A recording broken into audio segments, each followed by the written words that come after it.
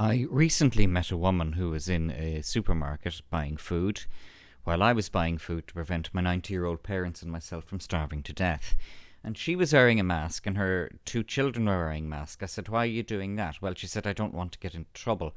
Well, I said to her, "You don't deserve to have civil liberties." I said, because, I didn't even go into, I just said to her, "You don't deserve to have civil liberties. You deserve to, you deserve slavery. You're asking for it, so you're going to get it." And she laughed at that, but I said to her I wasn't joking. And I wasn't, and I'm not.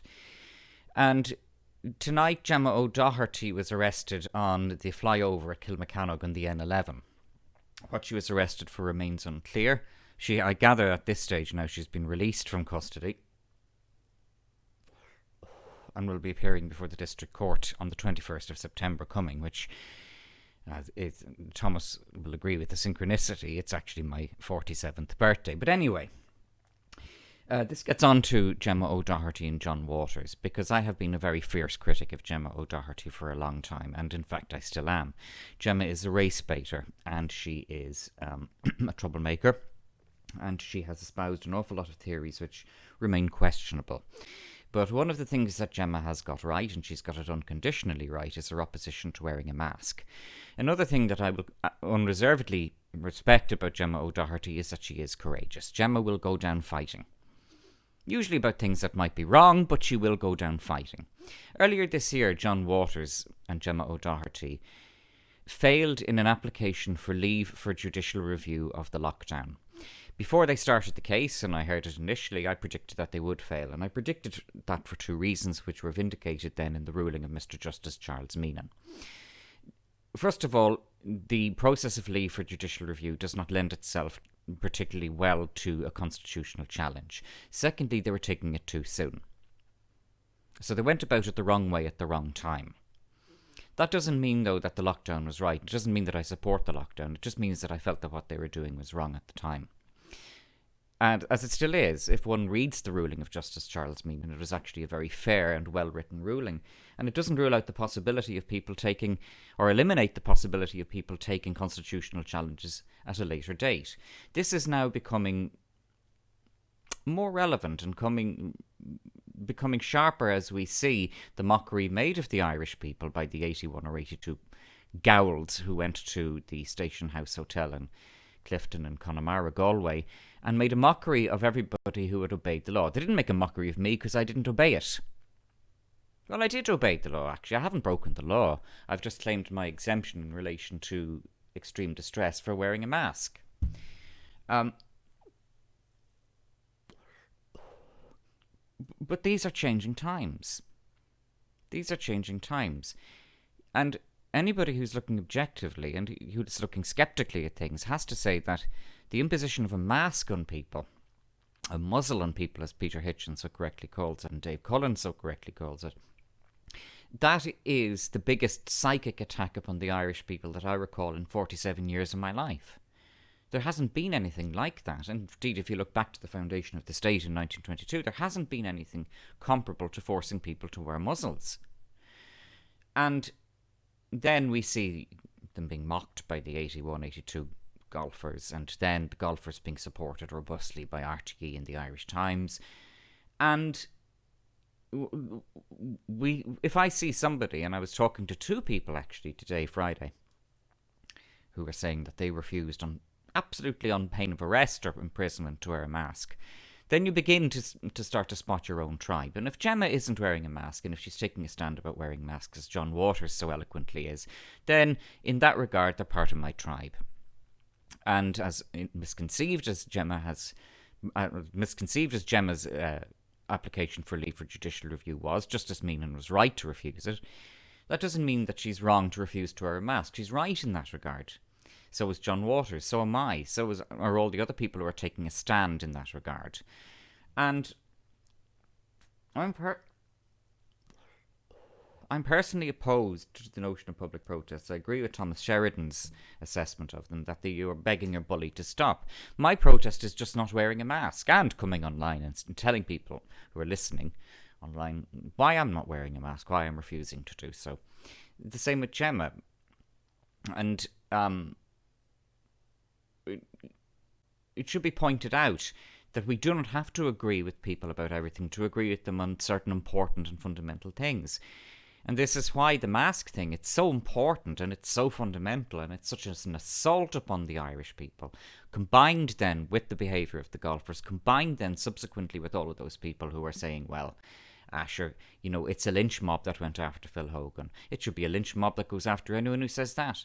Last week I was sitting outside a cafe in Howth, and I was talking to this very nice, very respectable woman, and she said, I was down the country, and we went for a walk in the woods, and we sat at the picnic tables, and they've put up these plastic screens at the picnic table so that you can have your picnic there, but you're still socially distancing. I thought it was very good. I said, you're the saddest person I've met all day.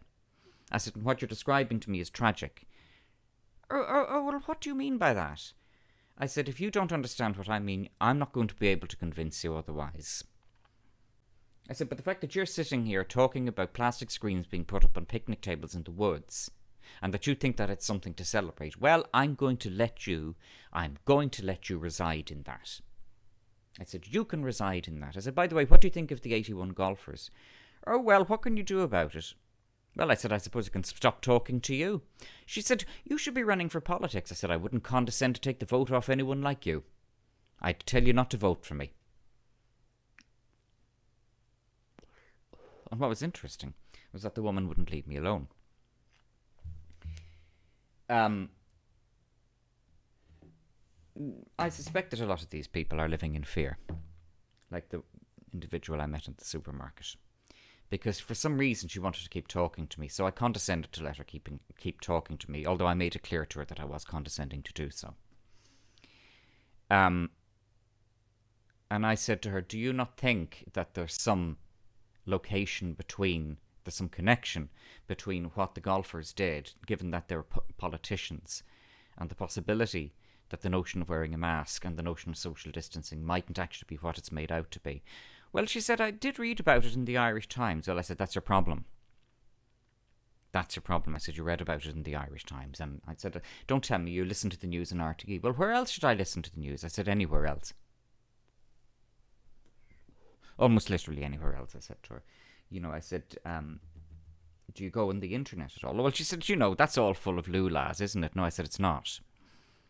I said, there are some lulas on the internet. Absolutely, there are. There are a lot of lulas on the internet. I said, but there are a lot of people talking sense on the internet as well. I said, but you wouldn't know that because you don't go on there. I said, and do you remember swine flu? And do you remember SARS? Do you remember all of these previous illnesses? And by the way, I said, how many people do you know have actually, in your personal acquaintance, have died of COVID-19? Well, she said, you still have to be careful, don't you? I said, do you believe that the government is telling you lies? Well, I don't know, she said. Well, I said, that's the thing for you to go and find out, isn't it? I said, rather than sitting here telling me how great it is that they put up plastic screens around picnic tables in the woods. I would vote for you if you ran. I said, I told you before I wouldn't condescend to take your vote and I wouldn't condescend to run for election. I said, and my mind was made up this year on the 9th of February when I saw that Fine Gael returned with 35 seats where they only deserved to return with 4. I said, somebody voted for them. Somebody voted for them. And I hope, I hope they're happy with that, because I hope they can suck that one absolutely dry and own it for the rest of their lives. But I said, the thing that bothers me is my parents and me. That's what bothers me. I said, that's the only thing I'm worried about now. After the 9th of February this year, I stopped caring about anyone else. I said, don't imagine that I care for you. She said, oh, are you looking after your parents? I said, I am. And she said, what age are they? I said, 90. She said, I bet they're wearing masks. I said, you bet your fucking life they're not. You bet your fucking life they're not. I said, my parents grew up in a corporation estate in Dublin where, my father would go and play in the Grand Canal or the River Dodder and watch dead bodies float down. I said, they're immune to fucking everything. They threw shite at each other in the corporation estate. I said, what do you know? I said, whatever happened to an immune system? Whatever happened to having an immune system? My parents are 90, I said, and they're still hale and hearty. She said, I bet they've done social distancing. I said, they can't remember to do social distancing. They can't remember to do shit like that. Don't be stupid, I said. Don't be stupid. And what was interesting about this poor woman was that the more I said to her, the more she took from me. So there is hope, and Dave Cullen talks about not living in fear. That's right. Don't live in fear. Dave is so right about that. I can testify to that personally about going up against psychopaths for the past 11 years. Look at, how I've been in and out of the courts. You just have to keep at it. And the most important thing to keep out of your head is fear. And as much as I might disagree with so many other things about Gemma O'Doherty, I do agree that she does not suffer from fear.